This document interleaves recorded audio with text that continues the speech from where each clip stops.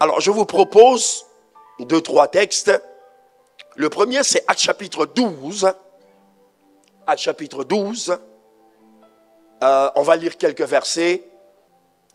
Après l'avoir saisi et jeté en prison, il le mit sous la garde de 4 escouades de 4 soldats chacune, avec l'intention de le faire comparaître devant le peuple. Pierre donc était gardé dans la prison et l'Église ne cessait d'adresser pour lui des prières à Dieu. L'Église qui prie, mais qui ne s'attend à rien. La nuit qui précéda le jour où Hérode allait le faire comparaître, Pierre, lié de 2 chaînes, dormait entre 2 soldats et des sentinelles devant la porte, gardait la prison. Et voici un ange du Seigneur. Voici un ange du Seigneur. Voici un ange du Seigneur. Survint. L'ange survint. Et une lumière brilla dans la prison. L'ange le réveilla. L'ange survint. L'ange réveilla Pierre en le frappant au côté et en disant « Lève-toi promptement ». Les chaînes tombèrent de ses mains. Et l'ange lui dit, l'ange survint, l'ange le frappa et l'ange lui dit « Mets la ceinture et tes sandales. » Et il fit ainsi. L'ange lui dit encore « Enveloppe-toi de ton manteau et suis-moi. » Pierre sortit et le suivit, ne sachant pas ce qui se faisait par l'ange fut réel. Il ne savait pas. Il ne savait pas. Et s'imaginant avoir une vision. Lorsqu'ils eurent passé la première garde, puis la seconde, ils arrivèrent à la porte de fer qui mène à la ville et qui s'ouvrit d'elle-même. Devant eux, ils sortirent et s'avancèrent dans une rue. Aussitôt, l'ange le quitta.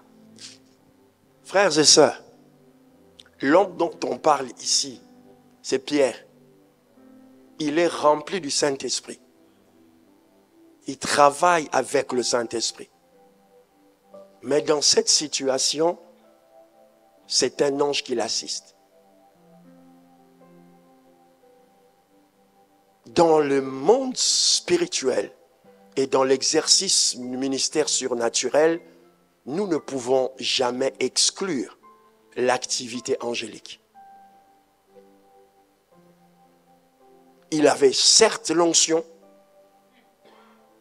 il était certes oint, il était l'ami du Saint-Esprit, mais dans ce cas de figure, sa libération, sa sortie de la prison, il le doit à l'assistance d'un ange qui survint et qui lui parla. Je ne veux pas vous questionner, mais où était le Saint-Esprit pour dire à Pierre de se réveiller?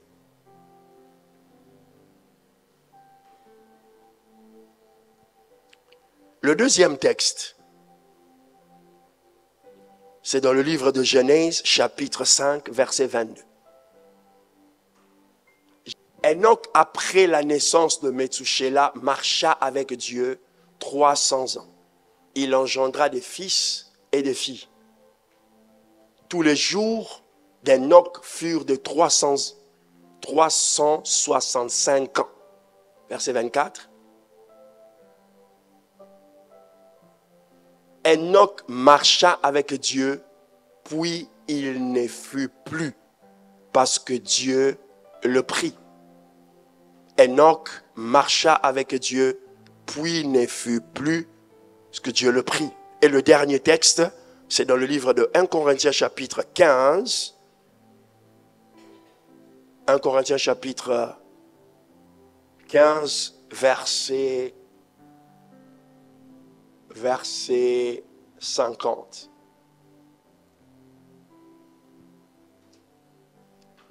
Ce que je dis, frère, c'est que la chair et le sang ne peuvent hériter le royaume des cieux. La corruption n'hérite pas l'incorruptibilité. Voici, je vous dis un mystère. Quelqu'un dit mystère. Dis-le bien, mystère. Voici, je vous dis un mystère. Nous ne mourrons pas tous, mais tous nous serons changés. En un instant, en un clin d'œil, en un instant, en un clin d'œil. À la dernière trompette, la trompette sonnera et les morts ressusciteront, incorruptibles, et nous serons changés. On peut continuer? Car il faut que ce corps revête l'incorruptibilité et que ce corps mortel revête l'immortalité. Lorsque ce corps corruptible aura revêtu l'incorruptibilité et que ce corps mortel aura revêtu l'immortalité, alors s'accomplira la parole qui est écrite, la mort a été engloutie dans la victoire. Est-ce qu'on peut acclamer la parole de Dieu?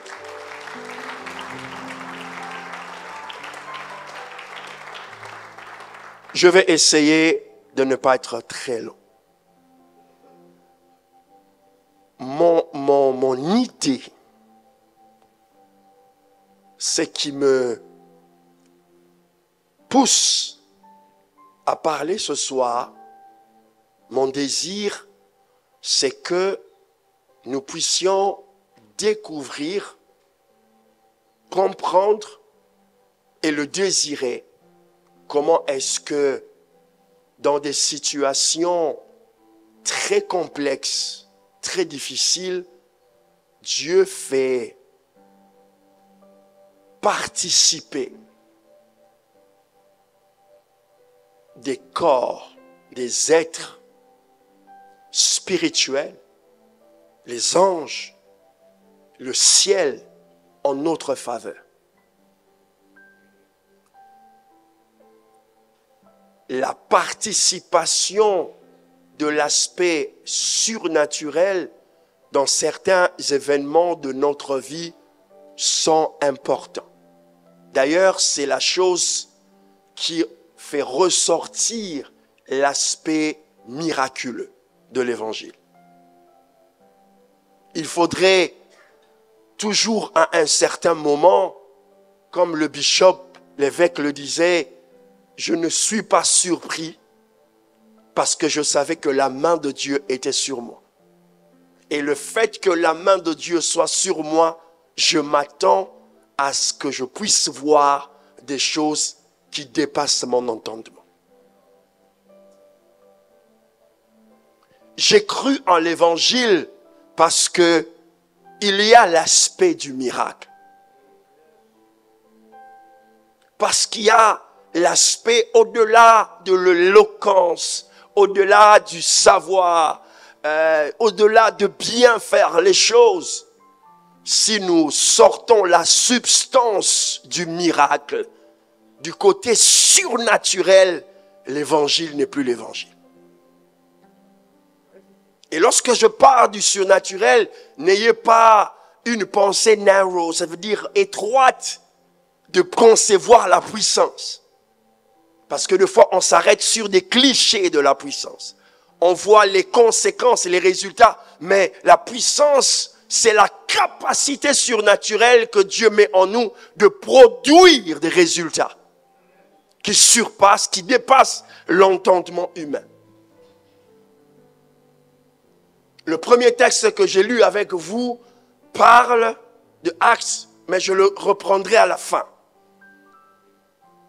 Genèse 5:20 parle de Enoch. Enoch est montré comme cet homme, ce premier homme qui va accéder au ciel. Lorsqu'on regarde l'écriture dans l'Ancien Testament, on ne voit pas de paroles motivantes qui fassent que les gens puissent avoir envie d'aller au ciel. Dieu ne promet pas aux patriarches, comme ça, si tu me sers, je t'emmènerai chez moi. Ce qui motive les gens de l'ancienne alliance et de cette époque-là particulière, c'est la bénédiction de Dieu. C'est pas le ciel. Ils connaissent d'ailleurs rien du ciel. Ils savent qu'il y a un Dieu qui habite, certainement, mais ils n'ont pas de révélation parce que Apocalypse n'est pas encore écrit. Il faut bénir le Seigneur parce que nous vivons et nous connaissons ces choses parce que nous avons des écrits. Mais les gens de l'époque n'ont pas des éléments qui le poussent à penser qu'un jour, ils iront vivre au ciel. C'est pourquoi Dieu leur parle en termes de bénédiction. Si tu me sers. Donc, c'est ce qui fait que les gens sont attachés à Dieu. Attachés à Dieu. Parce que Dieu les bénit. Et cet homme, Dieu va lui ouvrir un couloir particulier. Particulier. Il sera le premier à être enlevé. Il sera le premier. Et lorsque la Bible parle d'Enoch, la Bible dit dans le livre de Hébreux chapitre 11, verset 5, on peut le mettre rapidement, Hébreux chapitre 11, verset 5, la Bible parle d'Enoch d'une manière particulière. C'est par la foi, que Enoch marcha avec Dieu. Et il avait plu à Dieu de l'enlever.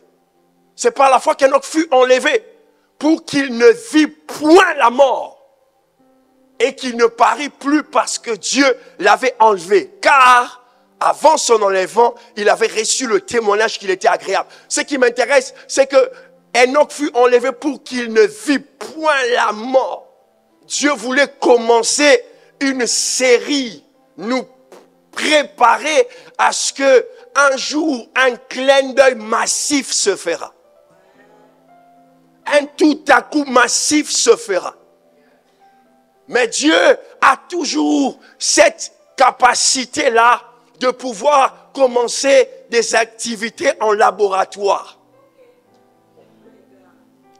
Il crée un espace, lui-même il essaye, il voit que ça marche, et il a dit c'est bon. Donc, un homme peut être sur la terre, mais tout à coup, en un clin d'œil, quelque chose va se passer dans son corps et il va avoir accès à mes domaines, sans passer par la mort. Et Dieu a vu que ça marchait. Et Enoch a disparu.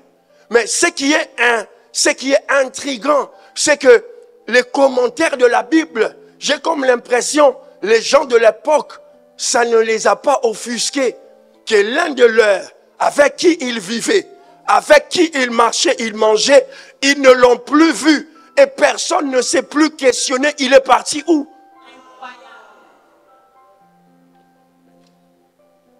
Vous voyez, il y a des gens qui ne sont intéressés que par l'ordinaire. L'extraordinaire les effraie.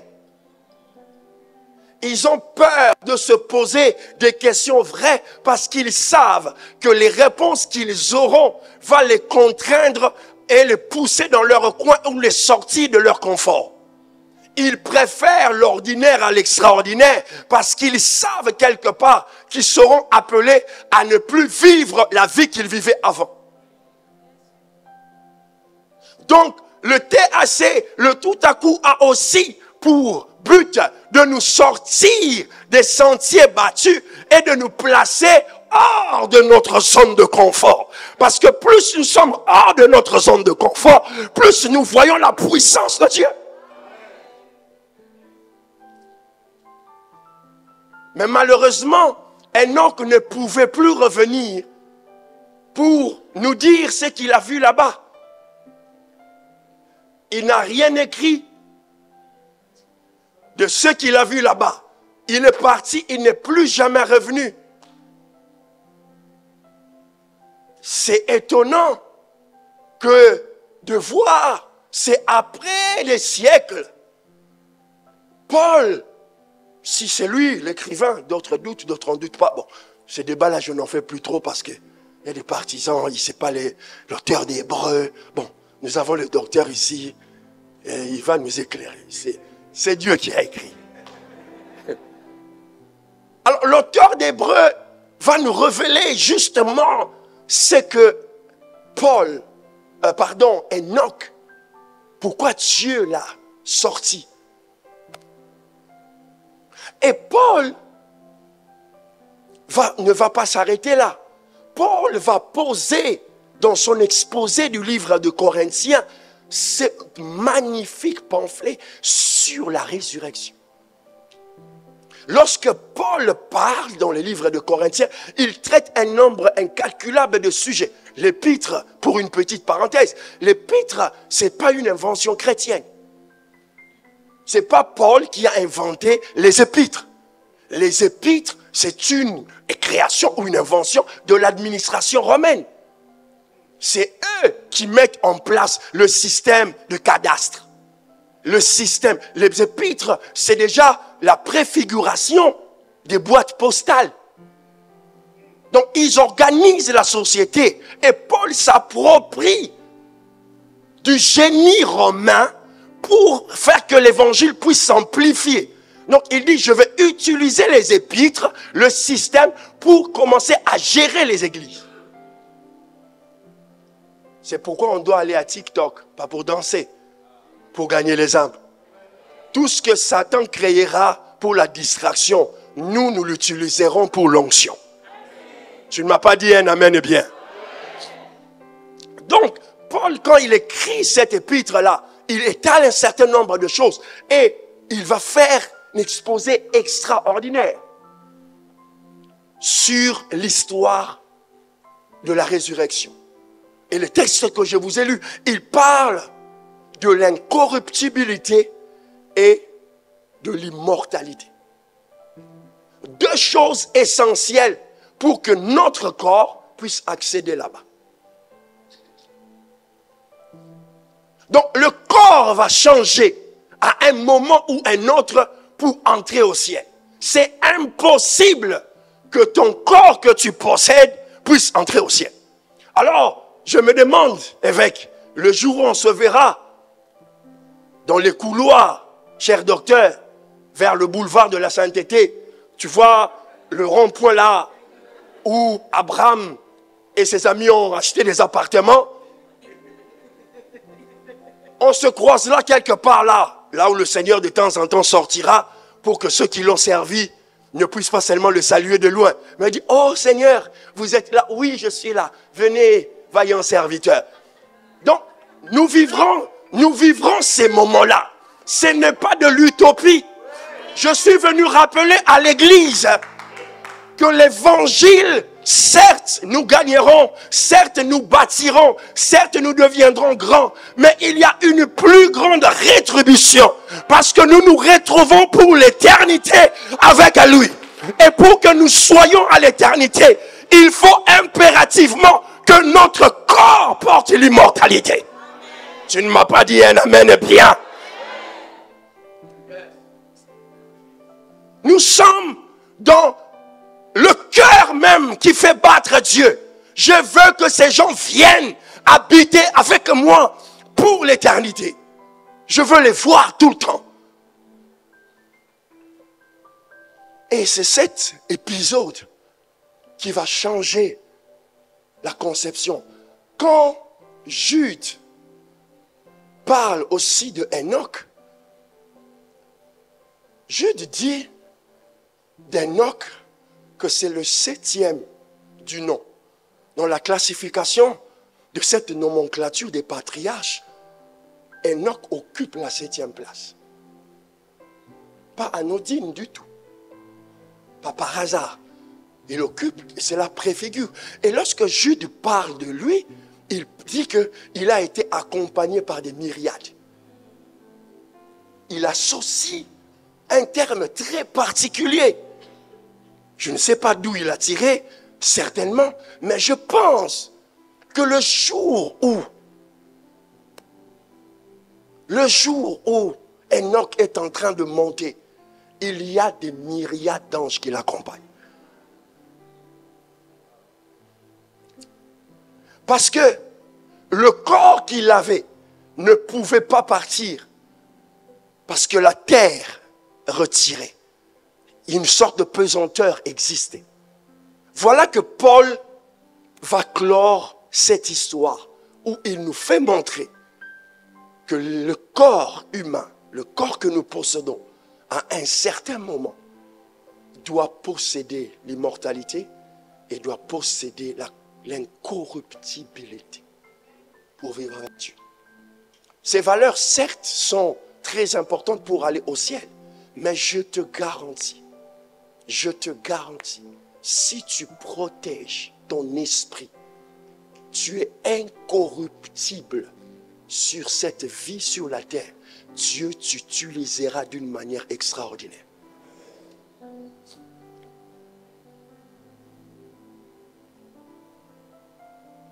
Vous savez, être infidèle, ce n'est pas toujours une histoire d'acte. C'est d'abord ton état d'esprit.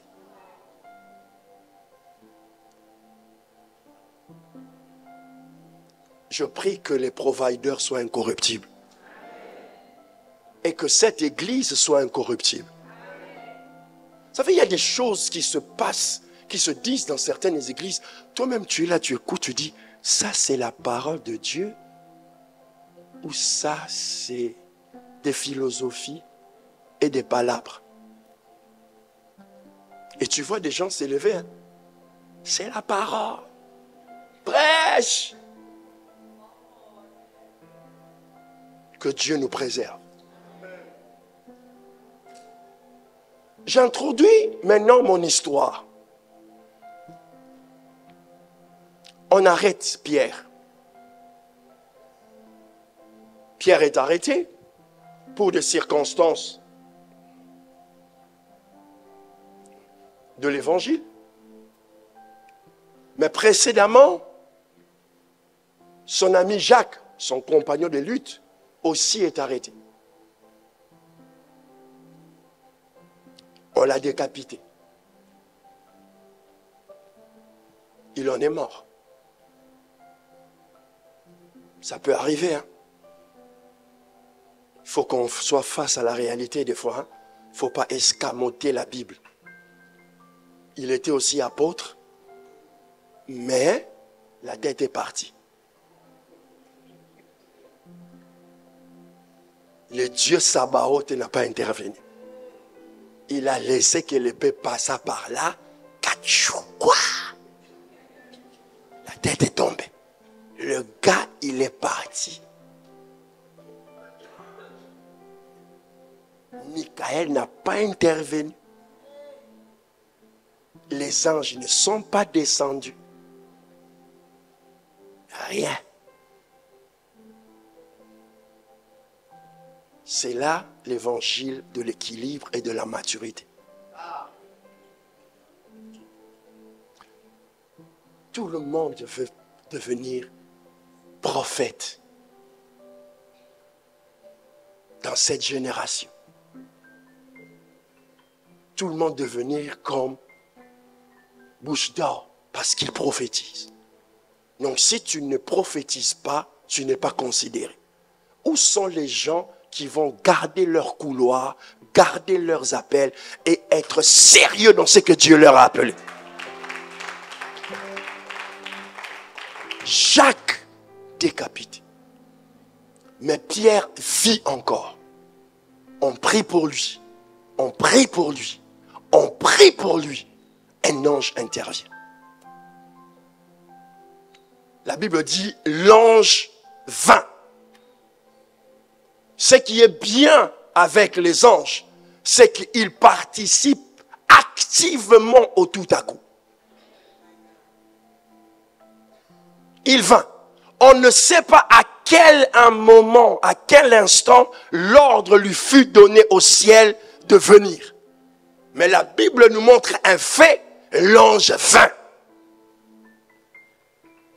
Il apparaît. Il est là. Il entre dans la cellule. Il touche Pierre. Il bouge Pierre. Il le fait réveiller, comme nous l'avons vu. Il est pleinement actif. Je posais la question. Peut-être je n'ai pas la totalité de la réponse. Bien sûr que Pierre a le Saint-Esprit. Mais la Bible ne nous dit pas que le Saint-Esprit murmura à l'oreille de Pierre, aujourd'hui, je te sortirai de la prison. Donne-moi un amen, même si tu me regardes avec comme mes propres yeux, mes gros yeux, et tu es en train de me dire, qu'est-ce qu'il est en train de nous raconter? Je ne suis pas en train de te raconter des bobards. Le Saint-Esprit n'a pas parlé. Comme il a parlé dans Actes chapitre 13, mettez-moi à part. Là, il n'a pas dit, Pierre, aujourd'hui tu sortiras. Non, Pierre dormait. Mais l'ange vint. Pierre dormait, mais l'ange vint. Parce qu'il y avait une assurance. Pierre avait une prophétie dans le temps. Jésus lui avait dit, quand tu es jeune, tu te saignais. Quand tu deviendras vieux, quelqu'un d'autre te conduira. Pierre savait qu'il ne mourrait pas jeune. Il avait la parole du Christ qui pouvait le faire dormir. Quelles que soient les turbulences qu'il voyait autour de lui, il avait une parole prophétique qui lui fut annoncée quelque temps où Jésus lui avait dit, il lui avait même montré comment il mourra. Vous savez, Jésus avait cette posture dans la barque. Quand la barque voulait chavirer et tanguer, et il voyait comment les gens se débattaient. Jésus savait qu'il n'allait pas mourir par un vent violent. Il savait qu'il mourra par la croix. Donc, peu importe les manigances de Satan, si tu sais comment la chose se passera, peu importe, toi c'est la fin qui t'intéresse. Tu sais que tu gagneras à la fin. Tu ne paniques pas, tu ne désarmes pas, tu sais que tu gagneras à la fin. Pierre a vu, on a sorti la guillotine, on a coupé la tête, il était rassuré, il dormait et un ange devait le sortir de là. Et l'ange a commencé l'activité. Mais je veux vous montrer seulement le point qui m'intéresse. C'est comment est-ce que Pierre sort de la prison. Certainement, il était enchaîné. Mais Pierre, il est dans un état second. Parce qu'il pense qu'il est dans un rêve. Et pourtant, j'aime bien ce que le docteur Louvre a dit. Dans l'interprétation des textes, j'aime ma propre interprétation aussi. Dans ce texte, quand j'ai lu, je constate que Pierre a subi une chirurgie spirituelle qui l'a permis de devenir invisible aux yeux des gardiens. C'est la raison pour laquelle l'ange ne l'a pas quitté. La présence de l'ange à côté de Pierre en fait que tous ceux qui étaient autour de lui le considéraient comme invisible. Bon, tu comprendras ça peut-être l'année prochaine. Mais toi qui es en train de comprendre, je suis seulement en train de te dire, comme un prophète, tu entreras dans une saison où tu seras accompagné par un type d'ange que Dieu a envoyé spécialement pour confirmer ce j'irai ici, afin que les chemins par lesquels tu passes, qui semblent être des chemins de prison, que tu ne sentes rien, même si tu ne vois rien, mais que tu passes quand même. Ce sont des prisons, certes, mais tu en sortiras. Tu en sortiras sans égratignure, à cause de la présence d'un ange.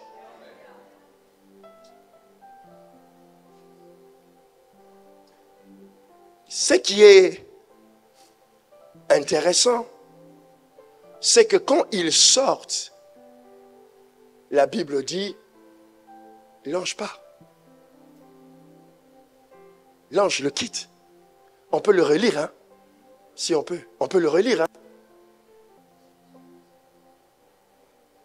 Ils sortirent, s'avancèrent dans une rue, aussitôt l'ange le quitta. Il est entré. Depuis qu'il est entré, il a touché, il a réveillé, il lui a parlé. Il a tenu, ils sont sortis. Et dès qu'il était hors de prison, il le quitta.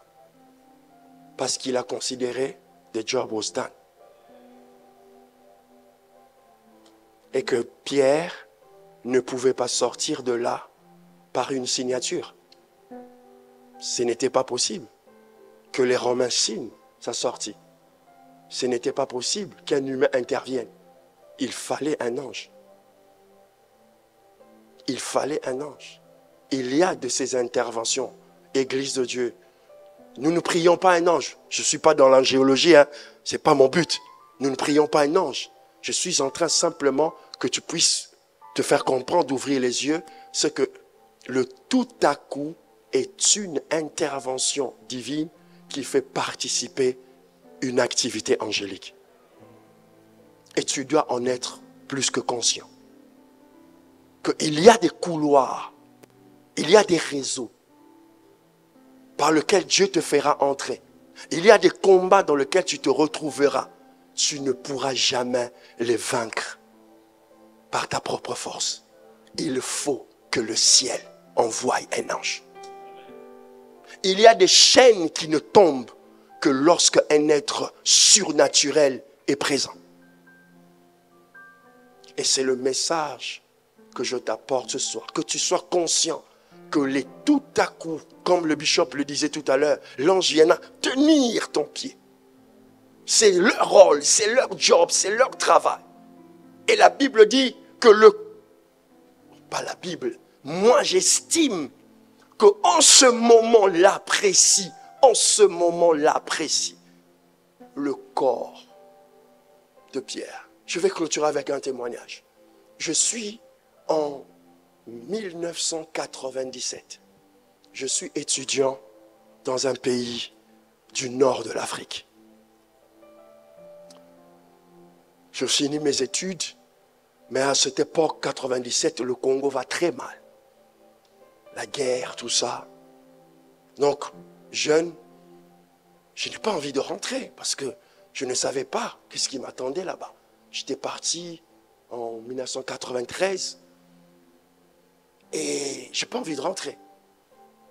Alors, jeune que j'étais, je fais une combine avec quelqu'un pour que je passe avec son passeport. Et j'arrive à la frontière, pouf, on met la main sur moi. Comme je ne sais pas comment mentir, le gars là, le policier, il m'a dit, si tu me dis la vérité, je vais te relâcher. Pauvre de moi. Je lui ai dit oui. Alors ils m'ont pris, ils m'ont mis en prison. Ils m'ont mis en prison. J'étais là, je suis dans une petite pièce comme ça. On était à peu près une vingtaine de personnes. Quelques Africains, tout ça là, quelques vendeurs de cannabis, tout ce qui font le trafic, parce que c'était dans le nord, la frontière et tout ça. Donc, je me retrouve dans des conditions très difficiles, sales. Je me rappelle je peux voir l'image,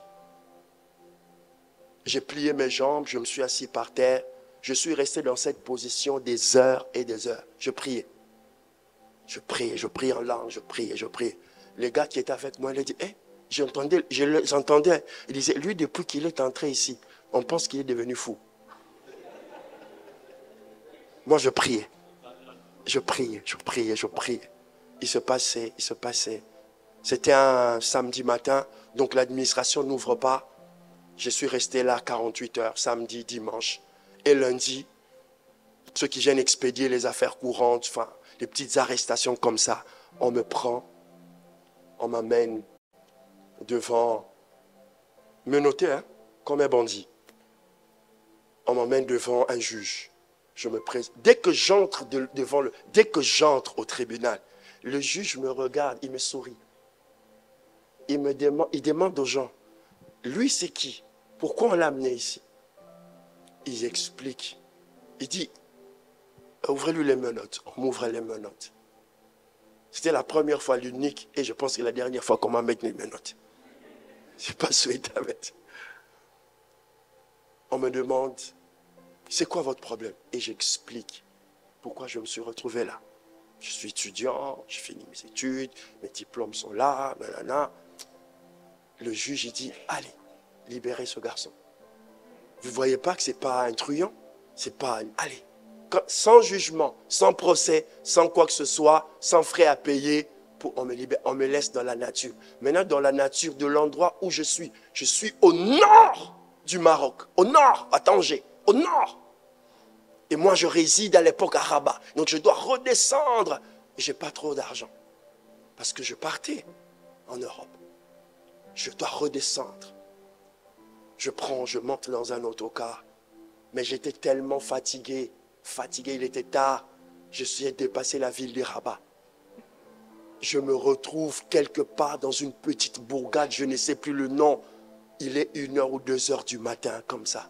Et je vois tout le monde descendre. J'ai dit, on est où? On me dit, on n'est pas à Rabat. Non, on a déjà dépassé Rabat. Je sors de là. Je tiens ma tête. Je ne sais pas quoi faire.